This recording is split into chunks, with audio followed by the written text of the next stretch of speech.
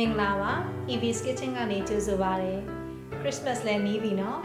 အဲ့တော့မအီတို့ဒီတစ်ပတ်မှာ Christmas အတွက်မုန့်တစ်မျိုးကိုလုပ်ကြည့်ကြရအောင်အဲ့ဒါကတော့ Christmas log cake ပါပြီးခဲ့တဲ့နှစ်တည်းတုန်းကလည်းမအီ share ခဲ့ပူပါတယ်လုံနည်းအစင်စင်ကိုကြည့်ကြရအောင်နော်မအီတို့အခု Christmas cake လုပ်မယ်ဆိုတော့ပထမဦးဆုံးအဆင့်အနေနဲ့ဒီ sponge cake ကိုစပြီးလုပ်ကြမယ်နော်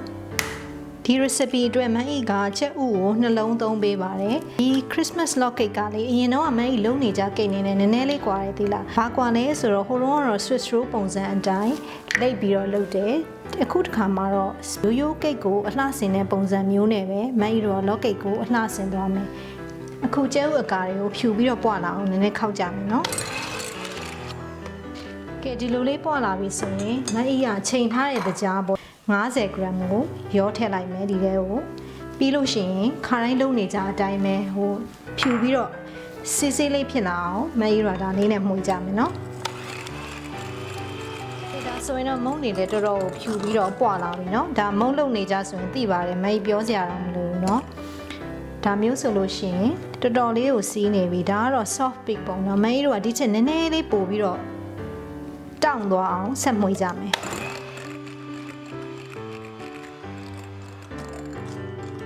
တော်လေးကိုတောင်းတောင်းလေးဖြစ်သွားပြီเนาะဒီမှာ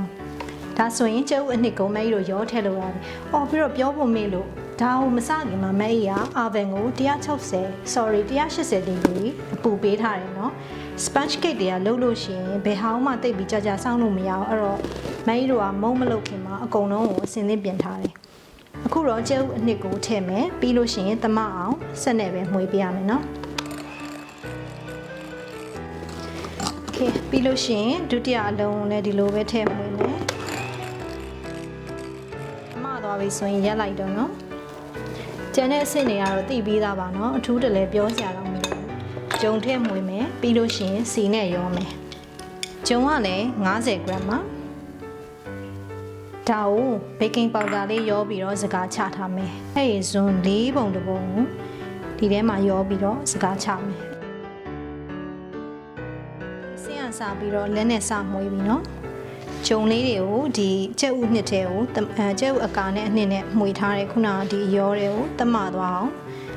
အသားလေးမှွေပေးမယ်โอเคဒီလိုအနေဖြစ်သွားပြီဆိုရင်မအီလိုကဒီစီကိုရောထည့်လို့ရပြီစီကလည်းချိန်ပြီးသားเนาะဒါ20 gram ပေါ့ခါတိုင်းလိုပဲနေကြစီသို့မဟုတ်ကန်နိုလာစီအထူးသဖြင့်အနက်မပါတဲ့စီကိုသုံးပေးရမယ်เนาะအဲ့ဒီစီတဲ့ကိုဒီဟာက vanilla cake ဖြစ်တဲ့အတွက်ကြောင့်မလို့မအီတို့က vanilla essence ကိုနည်းနည်းလေးထည့်ပေးမယ်။အဖေရေစွန်းတဝက်နီးပါပေါ့ဒါ vanilla extract ပို့ပြီးတော့နည်းနည်းပြင်းတဲ့ဥစားပေါ့နော်။ခါတိုင်းလိုပဲမုံနှစ်3မုံတစ်ပုံကိုယူမယ်။ဒီထဲကိုရောမယ်။မုံနှစ်ထဲကိုဒါကိုပြန်ရောထည့်ပေးမယ်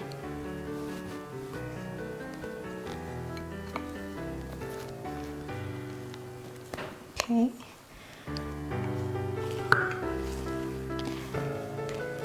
ဒါကိုသမအောင်မှွေပေးလိုက်ပြီးဖုတ်လို့ရပြီเนาะဒါကမုံဖုံးမဲ့ခွက်6လက်မပန်းလေးเนาะအောက်မှာစီစဉ်ဆက်ကိုခင်းထားတယ်ဘေးတွေကိုလည်းခင်းထားတယ်ဒီထဲကိုမုံနှစ်ကိုလောင်းထည့်ပေးမယ်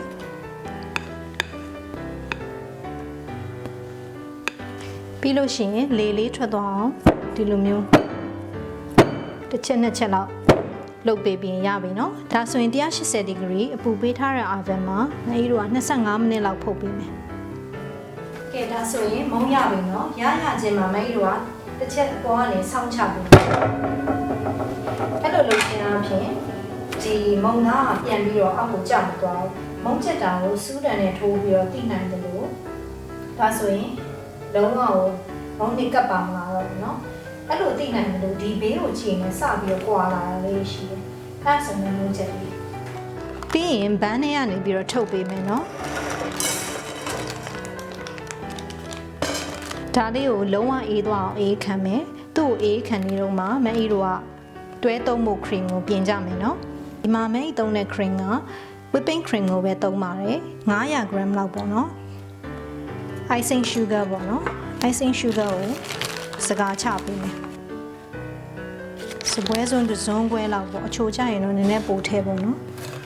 ပြီးမှမြည်ပြီးတော့မှလိုလို့ရှိရင်လည်းထပ်ထည့်လို့ရတယ် icing sugar ကိုဘာလို့စကားချပေးလဲဆိုရင် तू ကအခဲလေးတွေဖြစ်တတ်တယ်အဲ့ဒါကိုမယူရမလို့ခြင်းဘူးဒါကိုစစ်နေပဲပွားအောင်မွေးမယ်ဒီလိုလုပ်တာတကြားတွေအပေါ်ပြန်လာမှာဆိုလို့နော်ဒါဆိုရင်ဆက်စဖွင့်လို့ရပြီ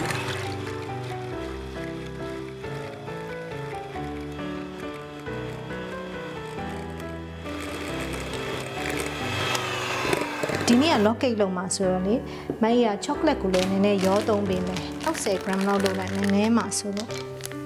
ဒါကိုလည်းလုံးဝပျော်သွားအောင် microwave နဲ့အပူပေးမယ်ဒါကိုခဏလေးတင်ထားပေးမယ်သူလည်းနည်းနည်းလေးအေးစားပြူတော့မှ cream နဲ့ရောလို့ရမှာလေခုနဖြော်ထားတဲ့ chocolate ထဲကလေမကြီးကစပွဲစွန်းတစ်စွန်းခွဲနှစ်စွန်းစာလောက်ကိုခွဲထုတ်ထားလိုက်မယ်ဒါကတစ်ခေါက်လုပ်ချင်လို့လေတစ်ခေါက်လိုပုံစံမျိုးရအောင်ဆိုဒါလေးရောမှဖြစ်မှာဆိုတော့အရင်ခွဲထုတ်ထားလိုက်မယ်ပြီးရင်ကြံတဲ့တွေကိုမှခုနကလုပ်ထားတဲ့ cream ရောထည့်ပေးမယ်နော်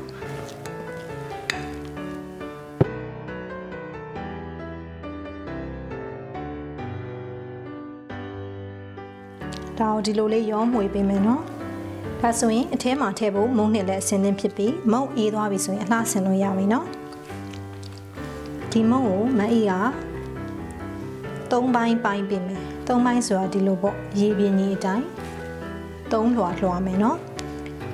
အဲ့လိုမလွှာခင်မှာမအေးကဘာလုပ်မလဲဆိုလို့ရှိရင် cream လေးနည်းနည်းကိုယူမယ်ပြီးလို့ရှိရင်ဒီလိုလေးအမှတ်သားလေးလုပ်လိုက်မယ်ကိုရီးယားဆက်မဟုတ်တဲ့အခါကျတော့လေနှီးတဲ့အခါမှာအတိအကျညီဖို့ကတော့ခက်ပါတယ်เนาะအဲ့တော့ဒီအရာအတိုင်းမဲ့ထပ်လို့ရှိရင်မုံကညင်ညင်ညာညာလေးဖြစ်မှာ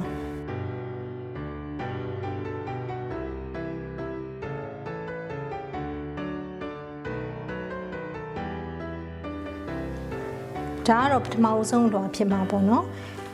မအေးကပုံမှန်အားဖြင့်ဆိုလို့ရှိရင်မုံဖုတ်တဲ့မျက်နှာပြင်ကိုဒီဥစ္စာကိုပေါ်အဟာပေါ့เนาะအောက်ဆုံးမှာထားလေးရှိတယ်ပြီးရင်အောက်ဆုံးအဟာကိုအပေါ်မှာပြန်တင်မယ်ဒါမှအောက်ဆုံးကမျက်နှာပြင်ကြတော့တော်တော်ညီရလေဒါမျိုးလေးဆိုတော့အပေါ်မှာသုံးလို့ကောင်းတယ်ပြီးတော့ဘာလုပ်မလဲဆိုရင်ဒါ sugar syrup ပေါ့ sugar syrup ကတော့6မှာဆိုလို့ပေါ့အခုချက်ချင်းစားမယ်ဆိုရင်တော့လည်းမလိုပါဘူးเนาะဒါလေးကိုဒီလိုစုပ်တန်လေးနဲ့မျက်နှာပြင်ပေါ်မှာဒီလိုလေးတုပ်ပေးမယ်ပြီးရင်မကြီးတို့ cream ပထမဆုံးအလွှာကိုတင်ကြမယ်เนาะ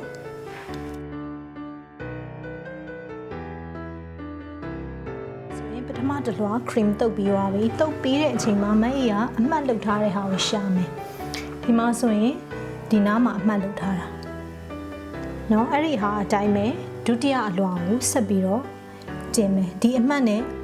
အောက်ကအမှတ်နဲ့ညီရမယ်ဒီမှာတွေ့လား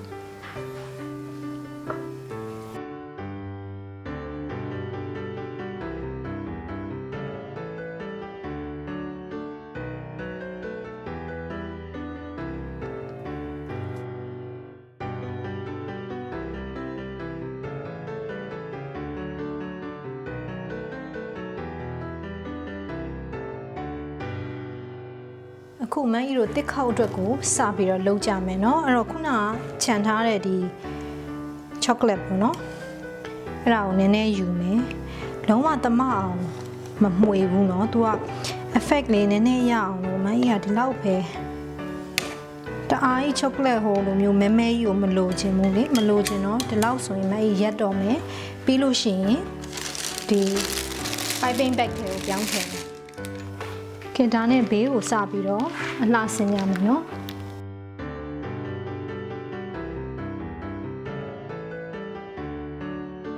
ပြီးရင်အပေါ်လေးကိုနည်းနည်းထပ်ဖြည့်မယ်ဒါမပြီးသေးဘူးတော့နောက်ဆုံးဆင်ကျင်လေးတယ်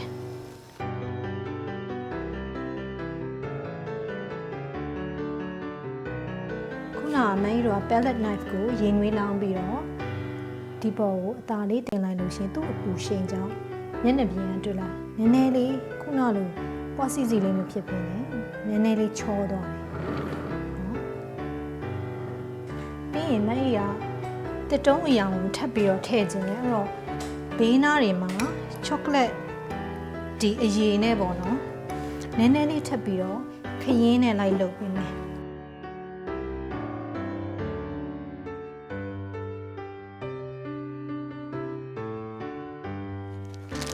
ကြည့်ဒါကတော့နောက်ဆုံးအဆင့်ပဲเนาะအပေါ်မှာတစ်တုံးပုံဖြစ်အောင်နည်းနည်းလေးအလှဆင်ကြတယ်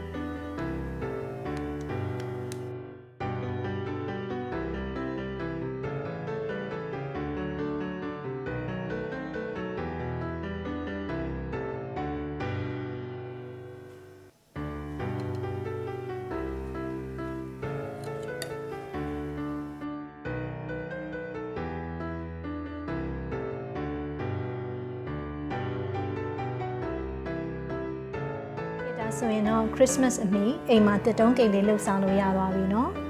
အကုန်လုံးမဲ့သဘောကျကြမယ်ထင်ပါတယ်အကုန်လုံးကို Merry Christmas နဲ့ Happy New Year ပါလို့နှုတ်ဆက်ပါတယ်เนาะ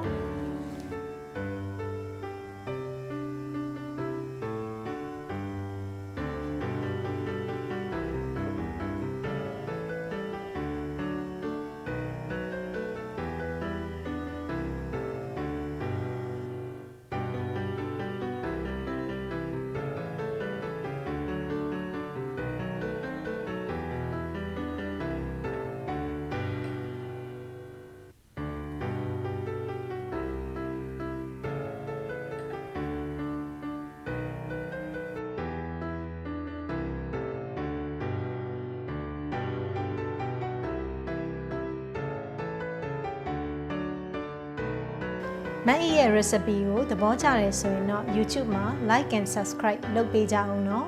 ပြီးလို့ရှိရင်အသစ်ထွက်တိုင်း notification ရအောင်ခေါင်းလောင်းလေးကိုနှိပ်ထားဖို့လည်းမမေ့ကြနဲ့အောင်เนาะမေးစရာရှိတဲ့မေးခွန်းလေးတွေကိုတော့မအီကို message ပို့ပြီးမေးနိုင်ပါတယ်အလင်းတဲ့လို့ဖြေသွားပေးပါမယ်အားလုံးပဲသဘောကျမယ်လို့ထင်ပါတယ်